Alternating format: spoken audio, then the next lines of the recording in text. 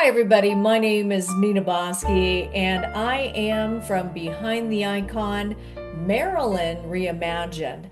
Part of the reason why we're doing the Reimagined series coming up with Marilyn is that over the years we've done a lot. We started with the film Goodnight Marilyn, then the Goodnight Marilyn live radio show back in the day before they were even called podcasts. And then we did two back-to-back podcasts, Dramatic and Special Investigation. And now, with Marilyn's 100th birthday coming up in just a little bit, we have a special guest here. We're going outside the Behind the Icon community and highlighting a wonderful project, a short film that is not only garnering a lot of press, but a lot of festival attention. So, with me is the filmmaker of Marilyn's Dark Paradise. Welcome to the show, Mr. Remi. Great to have you. Thank you. Thank you for having me. Oh my gosh, it's so good to have you. I've heard so many wonderful things about you. And for those of you that, in some ways, you are part of the Maryland community in terms of Behind the Icon, because we share a common expert, and it's called Gary Vitacco-Robles, who has also been part of your project as well. So, with that, Maryland's Dark Paradise, how did it come about? Because it's a really interesting concept. So, for most of my youth, I had this idea that maybe there'll be a day I make a film. And as a young man, I was really taken by Hollywood and the glitz and the glamour. So I grew up in Buffalo, New York, which is 3,000 miles away. And when I went to high school, I said, maybe there'll be a day where I actually live in Los Angeles. So interestingly enough, I convinced my high school to let me graduate early as a junior, and I was going to move out to California because I was going to be in the movies. And as soon as I walked across the stage and people started asking me what my plans were, I started to realize, wait a minute, to move, you actually need money to move. So I graduated early, could not move to Los Angeles because I did not have the money to do it. And so I sat around for 6 months saying, what am I actually going to do? And then I went to college at the University of Buffalo and I minored in film. And while I was there, I always had this dream of being out in California. I said, you know what? Either I'm going to do it or not do it. So I started applying as a transfer student to schools out in Los Angeles, and I got into Loyola Marymount. And I moved as a transfer student to LA. And so for that period of time while I was in undergraduate school, because I was in Hollywood, it's kind of like the fake it till you make it. So I was not in the film school at Loyola, but I would do crazy things like sneak into the Oscars or to the Grammys or get onto The Price is Right or on these TV shows. And I just liked being around all of that stuff because that was the only way that I could. But I never made the film. I never made a film. Mhm. I've always had this time travel story in my head.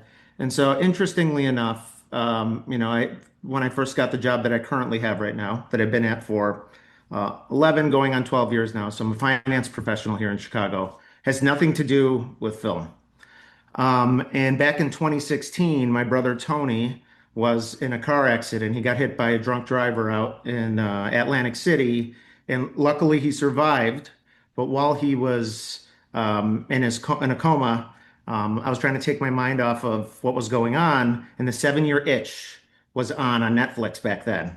And so all my friends in Chicago know me as the Hollywood guy. I sneak into the Oscars, I do all this stuff, but I had never seen a Marilyn Monroe film. So I put the film on, and it was one of the most amazing experiences I ever had. It was that moment where I said, wait a minute, there's definitely something special about this human being. So that's when and I'm not like some of the other experts or my really close friends who've known Marilyn for such a long time, for decades and decades and decades, right? So it's very hard, with the exception of how much time I've spent in the last 11 years, 10 years, studying Marilyn. It's hard to think of myself like a historian or an expert, but I have spent a significant amount of time studying Marilyn, particularly for this film. And when my brother Tony woke up out of his coma, he said, Raimi, you've been talking about making a film forever. Either you're going to do it, again, like with me moving, or you're not going to do it. So I had the time travel idea. I had the idea of Marilyn. I brought those things together because is what I really started to understand about Marilyn. There were not a lot of pieces of art, particularly in film, that were put together to really tribute her story. And there's a lot of kind of the same old stuff that they talk about when surrounding Marilyn, which a lot of it's focused around her being at age 36 years old. And there's so much more about her story that's not just 1962. And so I said, if I'm going to do it, I'm going to do it right. And it took me 10 years. Sorry, that was a very long explanation, but that's how I got into it. Wow, it's so fascinating to me because one of the things we really want to do in Maryland Reimagined is also be able to, and as you know, in our work, is bringing more the authentic part of Maryland because the mainstream documentaries and even books that are out there, with exception of ours truly and some other, authors and biographers, a lot of times it just gets regurgitated content that has already been debunked, or it's focusing on her death versus her life. And what, in terms of Marilyn's Dark Paradise, what is it really about? It's obviously about time travel, but how do you insert yourself into the movie? And so I had to be very careful with that because I wanted to be accurate to Marilyn's story. I don't think this happened, but I don't think a time traveler went back in time to spend time with Marilyn, really get to know her.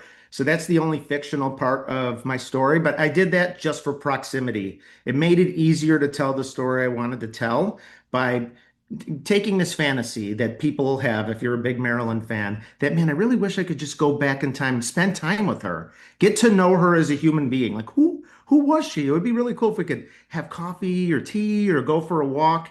And it made it easier to appeal, I think, to the real fans, because I think everyone who's been a real fan has had this thought. How cool would it be to be friends with her or at least spend a day with her? So the time travel piece, again, I'm a time travel nerd. I'm obsessed with time travel. But particularly when it comes to Maryland, it was only to create proximity for the viewers. So the time traveler, who I played the time traveler in the film, is really supposed to be every Maryland fan that ever wished that they could go back in time and spend time with Maryland. Wow, that is so powerful. So here's the thing that I want to ask you. It just says, kind of diving in. You have the 7 year itch that you watched for the first time, and it's kind of opened your eyes. So for mine, Maryland experience, and this is before I even got involved with Maryland, it was all about, I loved Some Like It Hot. I mean, it was Mhm. Maryland, but it was Tony Curtis and it was Jack Lemmon. And those are my favorite, to this day, favorite film of all time in terms of comedies. Is The 7 Year Itch your favorite film of Maryland? It's not. It's not my favorite film. Okay. I think it's a good film, but and I think there are great moments in there where you can see Marilyn as a comedian.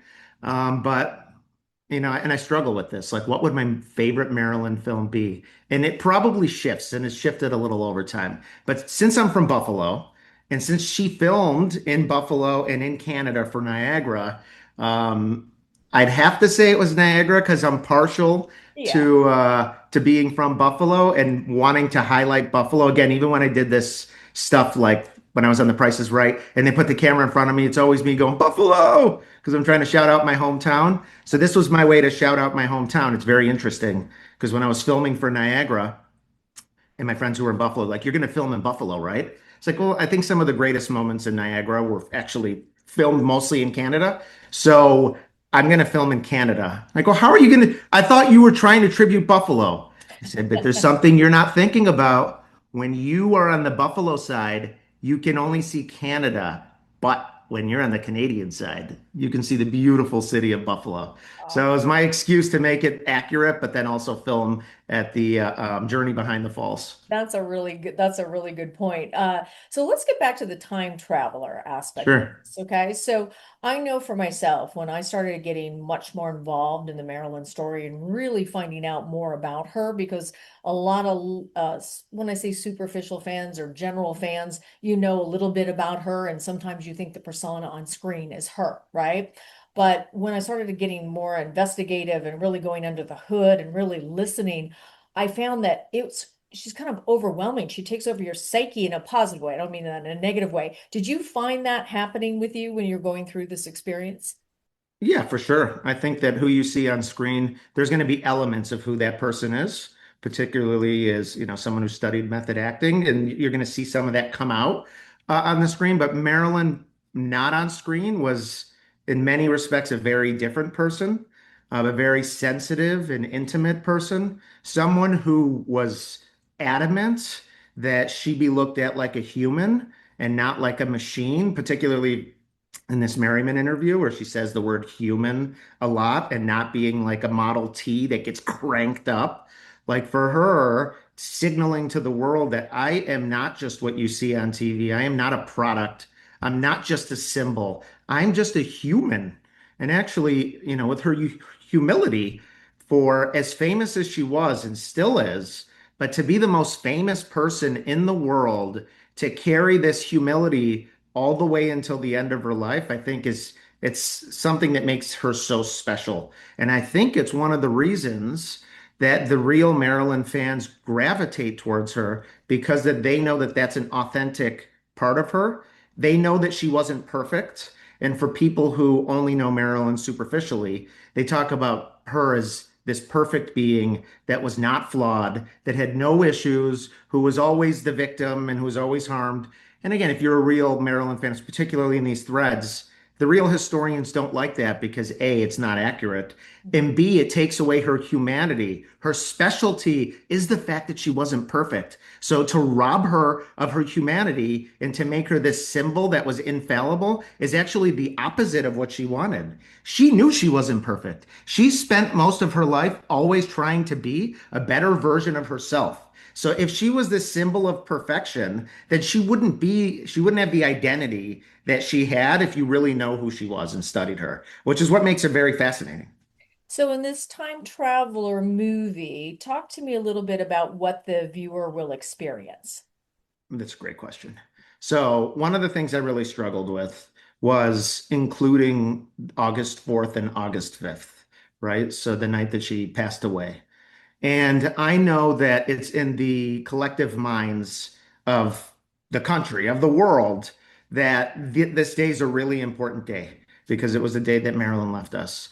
But to, not to be hypocritical, um, that's not where I wanted to focus.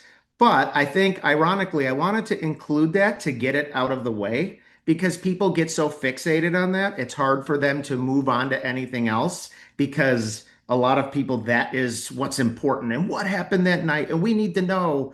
And so I actually start the film with that. So the Wow. film opens with that, and it only opens with it because it's something to get out of the way because there is a lot of other things to talk about. And I think it is really the fantasy of people. If you could really go back and try to save her, what would you do? And then I think what I introduce is, should you? Is it really your place if you had the ability to go back, to actually go back and change time? Is that anyone's place? Or should the world be what the world is? And should the decisions that were made, again, whether Marilyn made them or not, or whatever was happening around her, is that your place to go and change it? And I use it also not just as a literal thing, but also as a metaphor for people who are writing stories about Marilyn or writing biographies that don't get the details right or that sanitize the details. Is it really your place to do that? Or is it ideally, if you're really trying to honor Marilyn, get the truth out there, get the facts out there. What was real? What did she struggle through? What did she succeed at? And so, yeah, I think that's what they're going to experience. They're going to experience human Marilyn. I think anyone who's trying to go into the film that wants to see stage Marilyn and expects that, they'll be disappointed because they're not going to get that. I don't focus on stage Marilyn. I focus on Marilyn as a human being. Absolutely love this because especially with Goodnight Marilyn's a thriller noir, right? So it blends fact and fiction, which is a little bit challenging when you look at the real life Marilyn, right? So one of the things that we really tried to do in the dramatic podcast, as well as the special investigation, is break it down fact, probable theory, and outlandish rumor. When you keep talking about human, is it your place? You're actually talking about somebody's soul journey.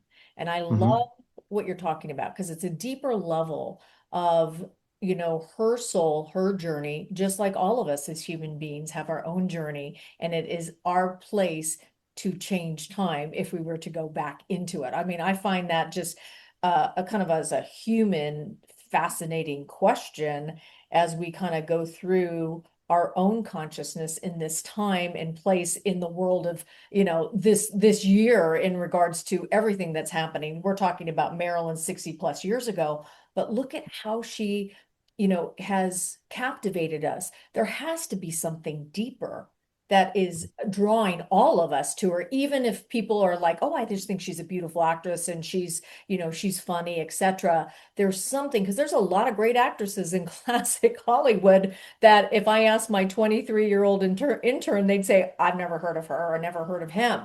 Yet Mhm. everybody has heard of Marilyn Monroe. So Yep. but I love the fact that you're bringing her back into the human side. So, what do you want people to get out of this film? I think what I personally experienced putting the film together and really understanding the Maryland landscape, Mhm. um, it's not binary. So I know I'm asking the question, should you? But I think what you realize through the film is there's no black and white answer. It's not yes, it's not no. There's a lot of shades of gray on the in between. And I know for people who like certainty sometimes, living in the shades of gray makes things difficult. But also, the shades of gray are what humanity are. If things were just yes or no, or zeros and ones, we would all be what Marilyn didn't want to be, which is our machines. So the idea that should I go back and save her? I don't know if there's a yes or no answer. Should I do it? Should I be around someone who was really struggling to be a positive influence in their life? Even if I can't change the decisions they make, change them, but maybe I can influence them. Should I? I'm not sure. That is what being human and judgment is all about. And I think that is another thing people will take away from this is sometimes in life to be human doesn't mean you get the easy yes or no answer. Yeah. And one might not be more right over the other. It could be possible that they're both right, actually. Well, I love this. Talking about this is you're like talking my language now because I've had people come up to me at events and said, there's no way that she wasn't murdered, even today, in the social media feeds, even though we've debunked so much of Marilyn, right, and who she was, that gray area of her life that, unless you were in the room with her, whether it was her getting married, who she loved the most, or her death, or even her early childhood, we didn't walk in her shoes. We're only speculating. And can that be okay? Right? Can we Mhm. just live in that shade of gray? Because being human isn't always, very rarely is it that black and white. There's going to be principles that you might live with that are black and white, but very rarely are we walking around going, yes, this is what it means. Sometimes we have to figure it out and process it. And it's a journey, just like Marilyn had. So let's get back to the story. It sounds like you go back in time to her as a little girl being Norma Jean. How did you approach that in the film? I love that question. So when I was putting the script together, I didn't think it was appropriate for a middle-aged man to go back to Maryland in the orphanage. So the time traveler himself does not go back to that moment. But we show that in the film. So we have a sequence in the film called Norma Jean, which has its own song. So the song is excuse me, the film is fully composed, and one of my favorite songs that was composed by Jason Pelsey, who was our composer in the film, made this gorgeous song for Norma Jean. And we show Marilyn and her time at the orphanage, which I thought was really, really important to include because I think that's the beginning that really starts this split between Marilyn Monroe and Norma Jean, or even just this split in this human being with their identity of being in an orphanage when she wasn't technically an orphan, right? And standing in the window and looking at the RKO water tower, wondering if her mom was there, why am I here? Yeah. And what's it going to take actually to get to my mom? Do I have to become a famous movie actress so I can walk through the doors and I can go and I can be with my mom? And I felt like that was a very, very important component in her story that the films don't very frequently spend time on. They sometimes touch on it. She was in an orphanage. She thought it was difficult, but I spend a good amount of time there, and it's a big part of the movie. Well, one of the things that I find that one of my, I don't want to say favorite parts of that, because I'm sure it was a lonely time for her, but what it does illustrate is a little girl that could dream the hardest, right? Mhm. And that feeling of getting back to mom, if that was the case, right? That can fuel a lot of visions for people as well, think about even your situation with your brother doing a full circle moment. All of a sudden, it's like, all right, you gonna do this, right? And that vision that you had and that probably accident in that coma probably created a situation where you were like fueled by that because it was more on purpose then. There was a purpose behind it. It wasn't just, I want to create a film about Marilyn Monroe, right? So Yeah. that's It's really, actually maybe one of the areas where me and my colleagues or my friends in the Maryland community maybe disagree a little bit. And again, we'll never know. None of us will ever be right.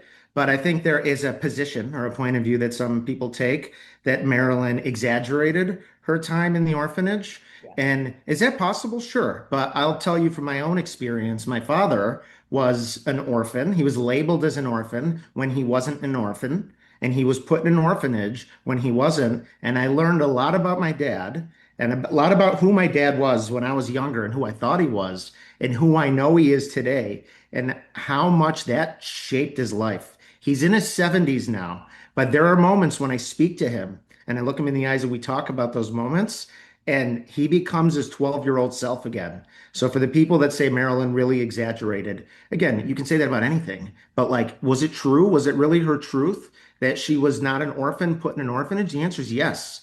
Was she lonely being in that orphanage? Absolutely. So it dismissing it to say that she just exaggerated really does, I think, again, my own personal opinion, can respect everyone's opinions, but I think it does her a little bit of a disservice because I do believe that that was the beginning of who we know Marilyn to be today and how she tried to fill that void for most of her life. I So yeah, and love that's what I'm focused on. I love what you're saying because I think it's important, particularly for the Maryland community. We all have our theories, we all have our feelings and think that this could have happened. But we have to remember that unless you're there in the room and you witness that time and space, it really is just your perception and it's your film. So guess what? You get to create it the way you want to. But I will say this, studying Maryland now for many years myself.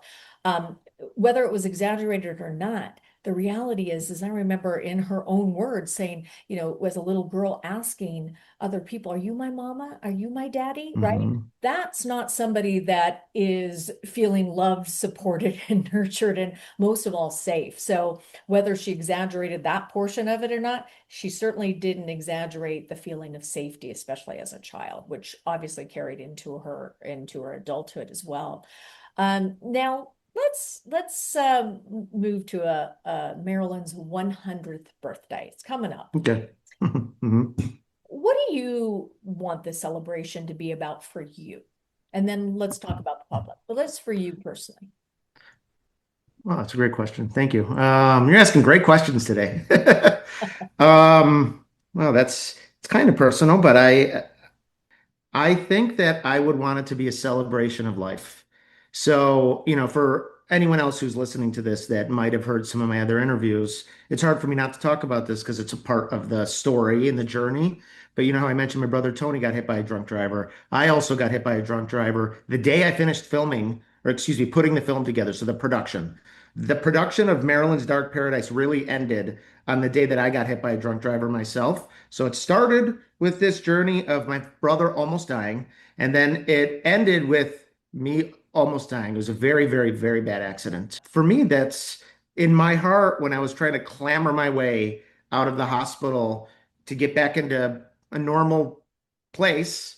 Um, I think to myself about Marilyn and her resilience and being alive. And I want this to be a celebration of life.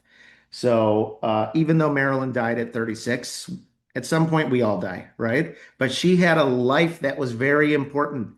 And I think celebrating her life is what this is about. It's not about staying fixated solely on her death, which is why some of the people, like you mentioned before, come in and they're like, well, but hold on. I want to talk about what do you think happened on August 4th and August. I want to know what your position is on that. Like, why does it matter? Again, maybe all of the things you're saying about her being murdered might be true. Maybe not, but why does it matter now? We've been talking about that for so long. She lived another 35 years of her life before that, right? And by the way, it was a very interesting life, that life that she lived. So why are we going to dismiss the other 35 years of her life, which were incredible, by the way? Some of the things that she did were amazing. during that time so that we can just sit here and this day and stay fixated on this one day. So, long way of saying it's a celebration of life for me personally, but also when it comes to Marilyn, because through these very difficult times, she was like my rock when I had to think back about how am I going to make it through this and some of the things that she made it through. Said to myself, I can actually do this. I can do this. Oh my So, gosh, I celebration of have life. to show you something. I got it as a gift. Oh. So in some ways, the little engine that could, I think I can, that Mhm. resilience, a lot of people don't realize. They think she just came off the screen and that's who she was, right? And there were so many different parts and that resilience. I love what you're saying, Remy, because I think that if you were to look at all of Maryland, I think that is one of the things that I think in those 36 years, if we can have that come across, wow, what a powerful woman, because she lived in 36 years. Some of us don't live at 96 years. Think about Mhm. that. She packed a punch in those 36 years and did a lot and created a lot where a lot of people wouldn't be able to survive what she went through. So I think that's really impactful as well. What is your favorite thing about Marilyn Monroe? I think it's that she accepted that until she's at the end of the road, Mhm. she's not the best version of herself. And she tried very hard for most of her life to always get to the next step. She was always looking forward, right? For, again, this happens to many people who get depressed or have difficult times and you get stuck in a rut. And that may be a thing that people have to go through. She was always in pursuit, very vocally, about moving forward and making progress. Yeah. And so, that really resonates with me because I think for most of us who are moving on through life, we never want to feel like we've reached the pinnacle. We're at the top. We're always trying to better ourselves. And again, for someone who could have phoned it in, being the most famous person in the world who could have said, "There's nothing else for me to learn or for me to do," she never took that position. She said, "Actually, no, I do want to be a better actress. I do. I will do whatever it takes. I will."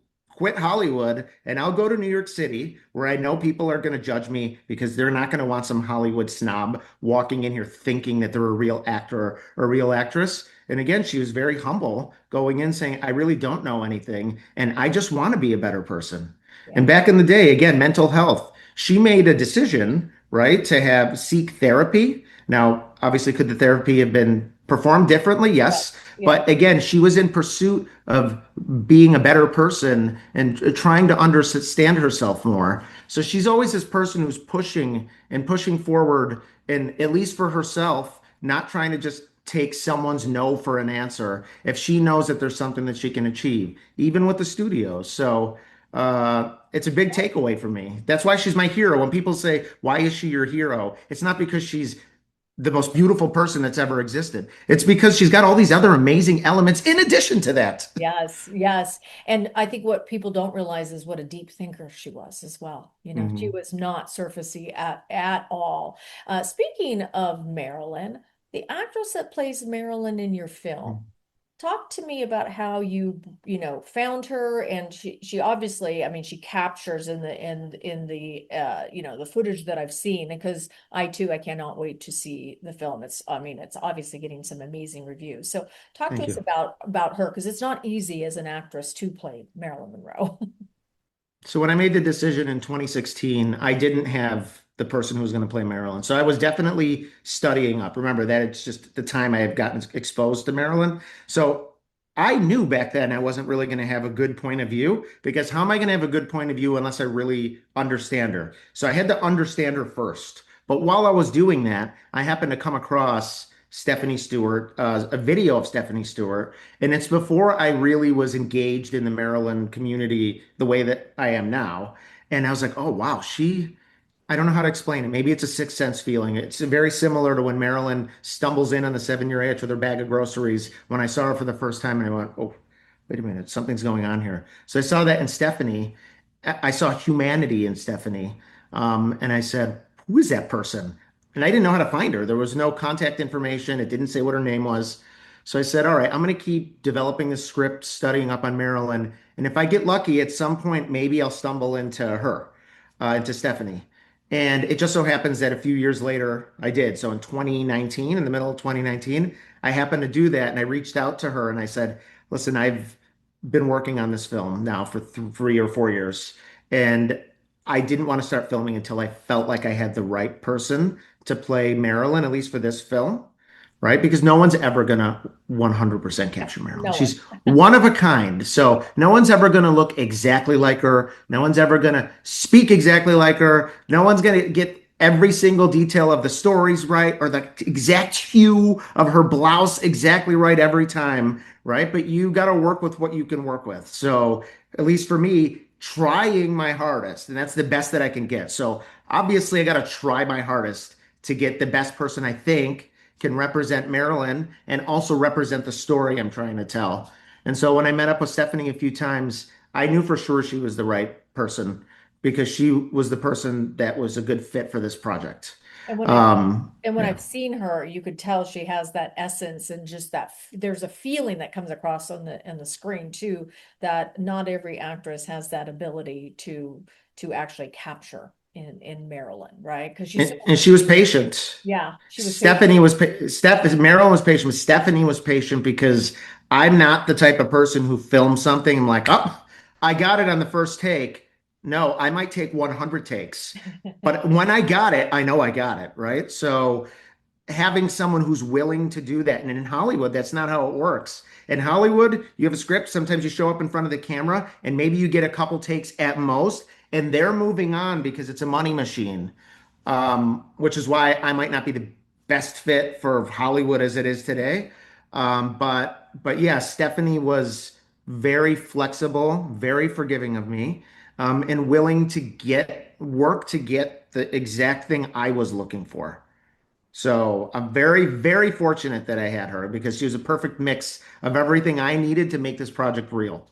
That is so powerful. And also, I just want to say something. It may take a little bit of time, but it is moving from the big Hollywood machine because it's not working, as you know, in a lot of things that are breaking down and structurally. And that creative indie producer is starting, let's get back to that, to those ages of Hollywood where films were much more original and stuff. And maybe that's why this film is also, hitting home with a lot of people as well in regards to getting the press and the festival attention that it is, because it is authentic and it's much more Maryland than some of the stuff that we see out there as well. So let me Thank ask you for you saying this. that. Thank Oh, you. you're welcome. I want to be able to promote usually a book around Maryland, all about the conspiracy theories. And a lot of them are other things that we've already debunked. And I'm like, have you even listened to our podcast to know that, hey, maybe we wouldn't be the best fit for you? Something like this, though, is something that we certainly want to be able to promote and have more and more people understand the authentic Marilyn Monroe. So, with that said, Remy, where can they find the film right now, or where can they find more information about it? So film is exclusive in film festivals and private screenings, like the Julian's one that's coming up at the end of the month. I'm also going to London next week because we have a film festival in London. And then I think at the end of its film festival arc, which will normally film festival arcs are like 2 years, 2.5 years, depending on when you apply. So I think until the middle of next year, that'll probably be when it concludes its journey with film festivals. And I'm trying very hard to take it globally. So I'm taking it to Palermo in the middle of the year, to Sicily. I'm taking it to Spain. I'm taking it to London. I've taken it to Wales, places in the United States. It's probably going to be in Germany. So I'm trying to go to places where I know there are Maryland fans that will come in and see the film. And then when the film festival circuit is completed, I'm going to try very hard to get it on a streaming platform that's appropriate for a short film. One that has wide exposure, I'm hoping. But that's its own animal to tackle. So I'm really just focused on nailing the film festivals right now. Totally understandable. And so, for those of you that just want to find out more about the film, do they go to marylandsdarkparadise.com? Is that the website that they would go to? Yeah, they can go there, but most of the updates that we have are going to be on our Instagram or Facebook, but Okay. mostly Instagram. So I would just say follow us on Instagram and Facebook, and there should be live updates there.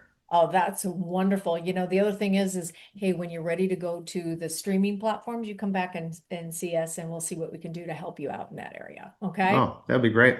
All right. Well, thank you so much today for being on the show, Behind the Icon, Marilyn Reimagined. This film is going to be one that actually gets the authentic part of Marilyn, the human side, as you can see in my interview with Remi.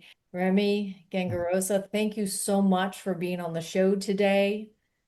Your film, Marilyn's Dark Paradise, is going around in festivals right now. If you get a chance in the city that it's going to be highlighted, definitely follow them on Instagram and Facebook.